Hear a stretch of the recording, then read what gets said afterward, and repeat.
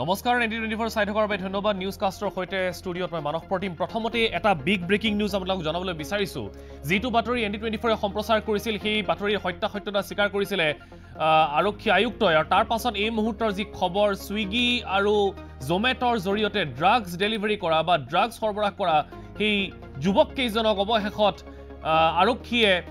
আটক কৰিবলৈ সক্ষম হৈছে এটা big breaking news Brajen Das Subhankar Sarkar Gayatri ৰয়ক ইতিমধ্যে আৰক্ষীয়ে আটক কৰিছে সুইগিৰ ডেলিভাৰী বয় ৰূপে কৰ্মৰত এজন অভিযানত 13টাকৈ ব্ৰাউন সুগাৰৰ কণ্টেইনাৰ জব্দ কৰা হৈছে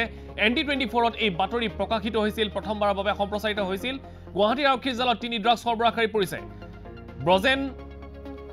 লগতে আন দুগৰাকীক ইতিমধ্যে আৰক্ষীয়ে আটক কৰিছে অধিক তথ্যৰ বাবে সোধাপোছা অব্যাহত ৰাখিছে গুৱাহাটী আৰক্ষীৰ জালত পৰিছে 3 ড্ৰাগছ সৰবৰাহকাৰী ব্ৰজেন দাস শুভাংকৰ সৰকাৰ আৰু গায়ত্ৰী ৰয় এগৰাকী যুৱতীও আছে এই গ্যাংটোত আৰু এই ব্ৰজেন দাস নামৰ এই যুৱকজন সুইগিৰ ডেলিভাৰী বয় হিচাপে কৰ্মৰত সেই যুৱকজন বৰ্তমান আৰক্ষীৰ জালত পৰিছে এটা বিগ ব্ৰেকিং নিউজ জনাইছে এই মুহূৰ্তত আপোনালোকক ND24ত প্ৰথমবাৰৰ বাবে এই বাতৰি আমি সম্প্ৰচাৰ কৰিছিলো তাৰ পাছত আৰক্ষী আয়ুক্তই ND24ৰ বাতৰি সত্যতা স্বীকাৰ কৰিছিল আৰু তাৰ পাছত এই মুহূৰ্তৰ যি খবৰ এই দৃশ্যাংশ দেখুৱাইছো এগৰাকী মহিলা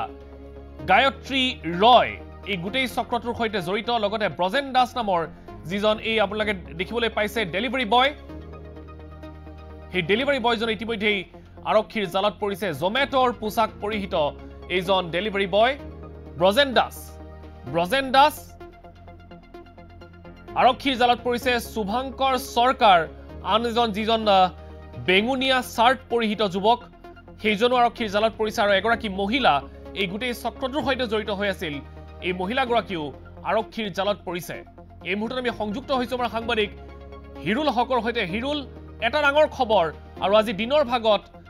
আৰক্ষী আয়ুক্তগৰাকীয়ে আমাৰ বাতৰিৰ সত্যতা স্বীকাৰ কৰি এটা হুংকাৰ দিছিল সৰবৰাহকাৰীক যে আৰক্ষীয়েও নিজৰ টেকনিক সলনি কৰিছে অৱশেষত আৰক্ষী সফল হৈছে হিৰুল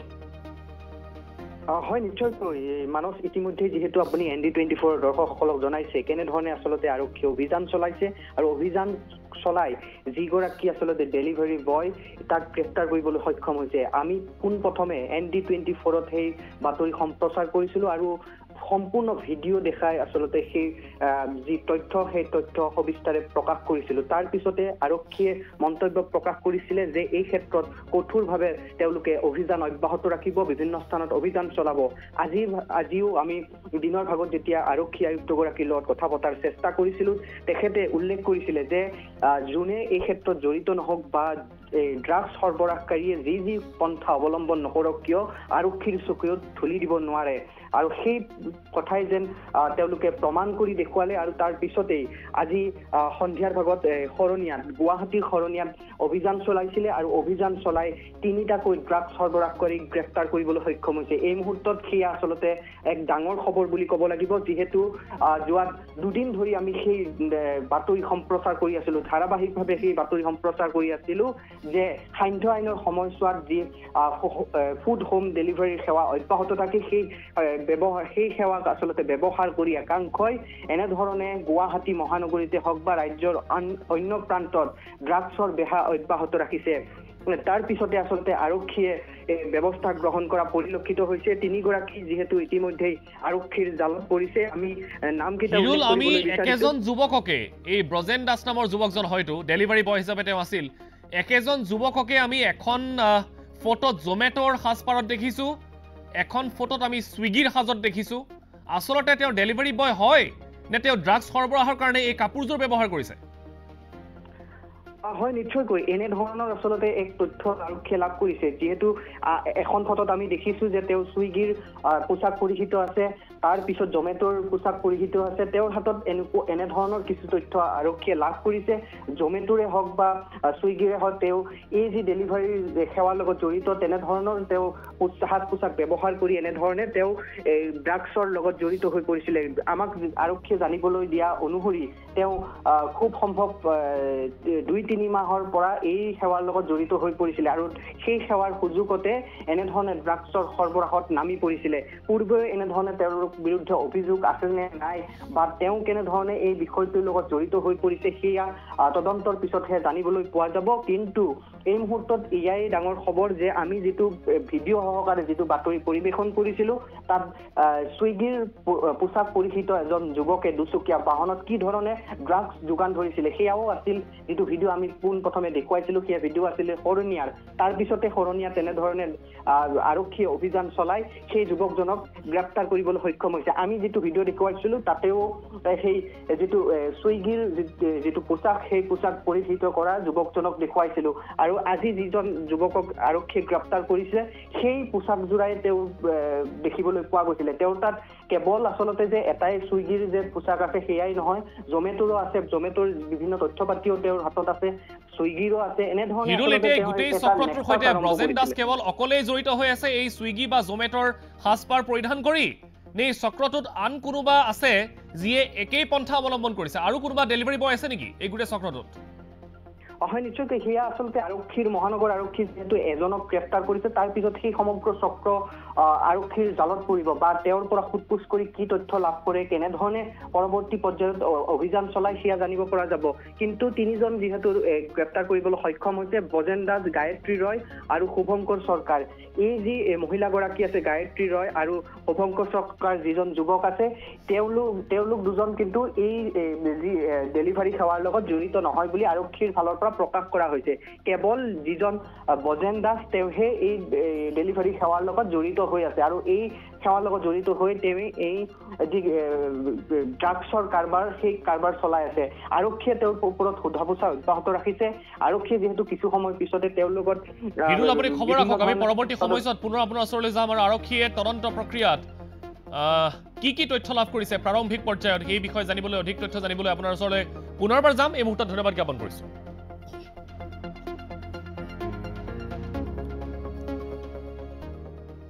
এই মুহূৰ্তত আগবাঢ়িছো আজিৰ দিনটোৰ অন্যতম এটা চৰ্চিত প্ৰসংগলৈ সেয়া হৈছে প্ৰধানমন্ত্ৰীৰ দেশবাসীক সম্বোধন এতিয়া প্ৰধানমন্ত্ৰীৰ এই সম্বোধনৰ বাবে কেৱল মাত্ৰ অসমেই নহয় সমগ্ৰ দেশবাসী ৰৈ আছিল যে আজি এই সময়ছোৱাত প্ৰধানমন্ত্ৰীয়ে দেশবাসীক কি ক'ব কেনেধৰণৰ আঁচনিৰ কথা ক'ব আগন্তুক সময়ৰ বাবে ভাৰত চৰকাৰ কেনেকৈ সাজু হৈছে কাৰণ ইতিমধ্যে কেইবাখন ৰাজ্যত আনলক আৰম্ভ হৈছে গতিকে অসমৰ কথা কিবা ক'ব নেকি বা দেশৰ অন্যান্য প্ৰান্তৰ বিষয়ে কেন্দ্ৰীয় চৰকাৰে কি সিদ্ধান্ত লৈছে ভেকচিনৰ বিষয়ে কি ক'ব এনেধৰণৰ বহুত কথা আছিল মানুহৰ মাজত অৱশেষত প্ৰধানমন্ত্ৰী আহিল তেওঁ 5 বজাৰ লগে লগে দেশবাসীক আধা ঘণ্টাৰ বাবে সম্বোধন কৰিলে আৰু তাতে 4টাকৈ ভাল খবৰ দেশবাসীৰ বাবে তেওঁ আগবঢ়াই থৈ গ'ল খবৰ 1 আগন্তুক দিনত বঢ়ুৱা হ'ব ভেকচিনৰ যোগান 3টা নতুন ভেকচিনৰ গৱেষণা ইতিমধ্যে চলি আছে বুলি প্ৰধানমন্ত্ৰীয়ে উল্লেখ কৰিছে শিশুসকলৰ বাবেও 2টা ভেকচিনৰ গৱেষণা চলি আছে বুলি তেওঁ উল্লেখ কৰে দেশত নেজেল ভেকচিন সন্দৰ্ভতো গৱেষণা চলি থকা বুলি প্ৰথমটো প্ৰসংগত উল্লেখ কৰে প্ৰধানমন্ত্ৰী নৰেন্দ্ৰ মোদীয়ে आने वाले दिनों में वैक्सीन की सप्लाई और भी ज्यादा बढ़ने वाली है आज देश में 7 कंपनियां विभिन्न प्रकार की वैक्सीन का प्रोडक्शन कर रही है 3 और वैक्सीन का ट्रायल भी एडवांस स्टेज पे चल रहा है वैक्सीन की उपलब्धता बढ़ाने के लिए दूसरे देशों की कंपनियों से भी वैक्सीन खरीदने की प्रक्रिया को तेज किया गया है इधर हाल के दिनों में कुछ एक्सपर्ट्स द्वारा हमारे बच्चों को लेकर भी चिंता जताई गई है इस दिशा में भी 2 वैक्सीन का ट्रायल तेजी से चल रहा है इसके अलावा अभी देश में एक नेजल वैक्सीन पर भी रिसर्च जारी है इसे सिरिंज से न देकर नाक में स्प्रे किया जाएगा देश को अगर निकट भविष्य में इस वैक्सीन पर सफलता मिलती है तो इससे भारत के वैक्सीन अभियान में और ज्यादा तेजी आएगी তাৰ পিছত প্ৰসংগ 2 18 ঊৰ্ধৰ সকলোৰে বাবে বিনামূলীয়া ভেকচিনৰ কথা উল্লেখ কৰিছে তেখেতে 21 জুনৰ পৰা কেন্দ্ৰই যোগান ধৰিব ভেকচিন ৰাজ্য চৰকাৰে আৰু ভেকচিন ক্ৰয় কৰিব নালাগে ভেকচিনৰ সম্পূৰ্ণ দায়িত্ব কেন্দ্ৰীয় চৰকাৰে ল'ব অহা দুসপ্তাহত কেন্দ্ৰ আৰু ৰাজ্য চৰকাৰে এই সন্দৰ্ভত আলোচনা কৰিব আৰু তাৰ পাছত এটা সুস্থিৰ সিদ্ধান্তত উপনীত হ'ব অৰ্থাৎ ইতিয়াৰে পৰা আৰু ৰাজ্য চৰকাৰসমূহে ভেকচিন ক্ৰয় কৰিবলৈ চিন্তা কৰিব নালাগে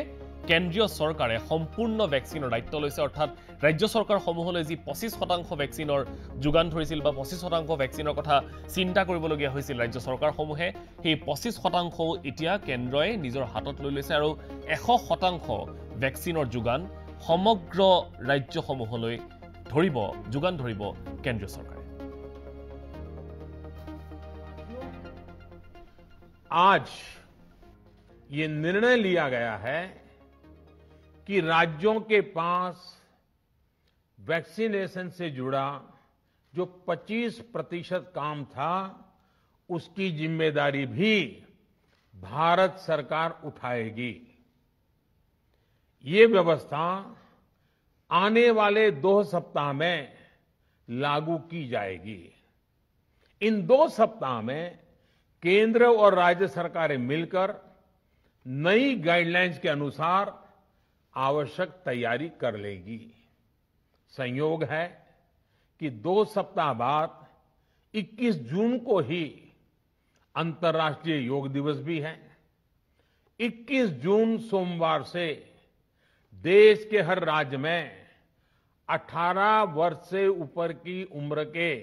सभी नागरिकों के लिए भारत सरकार राज्यों को मुफ्त वैक्सीन मुहैया कराएगी वैक्सीन निर्माताओं से कुल वैक्सीन उत्पादन का 75% हिस्सा भारत सरकार खुद ही खरीदकर राज्य सरकारों को मुफ्त देगी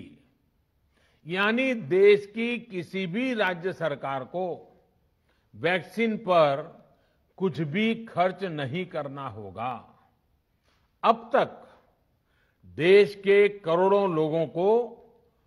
मुफ्त वैक्सीन मिली है अब 18 वर्ष की आयु के लोग भी इसमें जुड़ जाएंगे এতিয়া মানুহৰ মাজত প্ৰশ্ন আছিল যে ব্যক্তিগত চিকিৎসালয়সমূহত কি হ'ব প্ৰধানমন্ত্ৰী উল্লেখ কৰিলে ব্যক্তিগত চিকিৎসালয়সমূহতো ভেকচিন উপলব্ধ হ'ব দেশত নিৰ্মিত 25% ভেকচিন ব্যক্তিগত চিকিৎসালয়সমূহলৈ দিয়া হ'ব কিন্তু তাতে তেওঁ এটা কথা উল্লেখ কৰি দিছে যে যেটো ভেকচিনৰ ক্ৰয়ৰ যেটো মূল্য সেই মূল্যতকৈ ওপৰত সৰ্বাধিক 125 টকাহে ব্যক্তিগত চিকিৎসালয়সমূহে সাৰ্ভিস চাৰ্জ হিচাপে ল'ব পাৰিব ব্যক্তিগত চিকিৎসালয় ৰাজ্য চৰকাৰৰ পৰ্যবেক্ষণত থাকিব আৰু ৰাজ্য চৰকাৰে গোটেই বিষয়টো পৰ্যবেক্ষণ কৰিব অৰ্থাৎ ব্যক্তিগত চিকিৎসালয়ত যদি আপুনি ভেকচিন লয় যেতিয়ালে সাৰ্ভিস চাৰ্জ হিচাপে সৰ্বাধিক 125 টকাহে তেওঁলোকে ল'ব পাৰিব जो व्यक्ति मुफ्त में वैक्सीन नहीं लगवाना चाहते प्राइवेट अस्पताल में वैक्सीन लगवाना चाहते हैं उनका भी ध्यान रखा गया है देश में बन रही वैक्सीन में से 25% प्राइवेट सेक्टर के अस्पताल सीधे ले पाए ये व्यवस्था जारी रहेगी प्राइवेट अस्पताल वैक्सीन की निर्धारित कीमत के उपरांत एक डोज पर अधिकतम 150 रुपये ही सर्विस चार्ज ले सकेंगे इसकी निगरानी करने का काम राज्य सरकारों के पास ही रहेगा আৰু ইয়াৰ পাছত প্ৰধানমন্ত্ৰীয়ে দিলে আটাইতকৈ ডাঙৰ খবৰটো দেশৰ দৰিদ্ৰ শ্ৰেণীলৈ বৃহৎ সকাহ প্ৰদান কৰিছে কেন্দ্ৰীয় চৰকাৰে দেৱালী পৰ্যন্ত দেশবাসীয়ে বিনামূলীয়া ৰেচন পাব অৰ্থাৎ নৱেম্বৰ মাহলৈ প্ৰধানমন্ত্ৰী গৰীব কল্যাণ অন্ন যোজনা ইয়াৰ দ্বাৰা যিসকল দৰিদ্ৰ আছে তেওঁলোকে বিনামূলীয়া ৰেচন পাব প্ৰতিমাহে এই লোকসকলে বিনামূলীয়াকৈ কেন্দ্ৰীয় চৰকাৰৰ তৰফৰ পৰা ৰেচন লাভ কৰিবলৈ সক্ষম হ'ব এই ঘোষণা কৰিলে দেশৰ প্ৰধানমন্ত্ৰী नरेंद्र मोदी पिछले वर्ष जब कोरोना के कारण लॉकडाउन लगाना पड़ा था तो प्रधानमंत्री गरीब कल्याण अन्न योजना के तहत 8 महीने तक 80 करोड़ से अधिक देशवासियों को मुफ्त राशन की व्यवस्था हमारे देश ने की थी। इस वर्ष भी दूसरी वेव के कारण मई और जून के लिए भी इस योजना का विस्तार किया गया था। आज सरकार ने फैसला लिया है कि प्रधानमंत्री गरीब कल्याण अन्न योजना को अब दीपावली तक आगे बढ़ाया जाएगा। महामारी के इस समय में सरकार गरीब की हर जरूरत के साथ उसका साथी बनकर खड़ी है। यानी नवंबर तक 80 करोड़ से अधिक देशवासियों को हर महीने तय मात्रा में मुफ्त अनाज उपलब्ध होगा। इस प्रयास का मकसद यही है कि मेरे किसी भी गरीब भाई बहन को, उसके परिवार को भूखा सोना ना पड़े। এয়া আছিল প্ৰধানমন্ত্ৰীৰ দেশবাসীৰ প্ৰতি সম্বোধন। সকলোৰে দৃষ্টি নিবদ্ধ থকা এই 4টা বিষয় এতিয়া ৰাইজৰ মাজলৈ প্ৰধানমন্ত্ৰীগৰাকীয়ে এৰি দিছে। আগন্তুক সময় দিয়াৰ সুবিধা ৰাইজে কেনেকৈ লয় সেয়া নিশ্চয়কৈ লক্ষণীয় হ'ব। এই মুহূৰ্তত আন এটা চৰ্চিত প্ৰসংগ এগৰাকী চৰ্চিত ব্যক্তিত্বৰ হৈ নগাঁৱৰ এছপি আনন্দ মিশ্ৰা আৰু নগাঁৱৰ এই এছপিগৰাকীৰ বিৰুদ্ধে এতিয়া গুৰুতৰ অভিযোগ উত্থাপিত হৈছে। বিভিন্ন সময়ত আনন্দ মিশ্ৰাই নিজৰ কৰ্মদক্ষতাৰ বাবে বা নিজৰ ষ্টাইলৰ বাবে বিভিন্ন সময়ত তেখেতে সংবাদ শিৰোনাম দখল কৰিছে। কিন্তু তাৰ তেনেকুৱা এটা সময়তেই এই এছপিগৰাকীৰ বিৰুদ্ধে বিস্ফোৰক অভিযোগ উত্থাপিত কৰিছে আৰু কোনো অন্য মানুহ নহয়, বিজেপিৰ এগৰাকী জ্যেষ্ঠ নেতা ৰমেন ডেকাই এটা চাঞ্চল্যকৰ টুইট কৰিছে। এনআইৰ জৰিয়তে তদন্তৰ দাবী জনাইছে প্ৰাক্তন সাংসদগৰাকীয়ে। ধুবুৰীত এছপি ৰূপে থকা কাৰ্যকালৰ সঠিক তদন্তৰ দাবী জনাইছে ৰমেন ডেকাই। তেখেতে নিজৰ টুইটত উল্লেখ কৰিছে, the image of the present SP Nagaon is synthetic and media generated. A proper inquiry of his tenure as Dhubri SP is required and it will reveal many things. NI investigation is the need of the hour. এই কথা উল্লেখ কৰিলে ৰমেন ডেকাই। অৰ্থাৎ তেখেতে ধুবুৰীত কাম কৰি থকাৰ সময়ছোৱাত বিভিন্ন হয়তো ৰমেন ডেকাই যেনেধৰণে অভিযোগ উত্থাপন কৰিছে, বিভিন্ন অসামাজিক কাৰ্যকলাপত তেখেতে লিপ্ত হৈ আছিল, যাৰ তেখেতে এটা এনআইৰ তদন্ত দাবী কৰিছে। এতিয়া আগন্তুক সময়ত আনন্দ মিশ্ৰা হওক, এই ক্ষেত্ৰত তেওঁ কি প্ৰত্যুত্তৰ দিয়ে সেয়া নিশ্চয়কৈ লক্ষণীয় হ'ব। তাৰ সমান্তৰালকৈ কাইলৈ দিনটোত আমি ৰমেন ডেকাৰ সৈতে কথা পাতিবলৈ চেষ্টা কৰিম। তেওঁ কি তথ্যৰ ভিত্তিত এই অভিযোগ উত্থাপিত কৰিলে, বিশেষকৈ এই মুহূৰ্তত যেতিয়া সমগ্ৰ ৰাজ্যতে ড্ৰাগছ বিৰোধী অভিযান ক্ষিপ্ৰতৰ কৰি তোলা হৈছে আৰু আনন্দ মিশ্ৰাই নিজেই কেইবাটাও ড্ৰাগছ সৰবৰাহকাৰী চক্ৰক উৎখাত কৰিবলৈ সক্ষম হৈছে ক্ষিপ্ৰ তদন্তৰ জৰিয়তে, ক্ষিপ্ৰ ইনভেষ্টিগেশ্যনৰ জৰিয়তে। আৰু তেনেকুৱা এটা সময়ত আনন্দ মিশ্ৰাৰ বিৰুদ্ধে এই গুৰুতৰ অভিযোগ উত্থাপন কৰিলে সাংসদগৰাকীয়ে। তথ্য কি, ভিত্তি কি, সেয়া নিশ্চয়কৈ কাইলৈৰ দিনটোত লক্ষণীয় হ'ব। আৰু ইয়াৰ লগে লগে নিউজ কাষ্ট @9ৰ পৰা মই মানস প্ৰণীয়ে বিদায় লৈছোঁ। নমস্কাৰ, শুভৰাত্ৰি।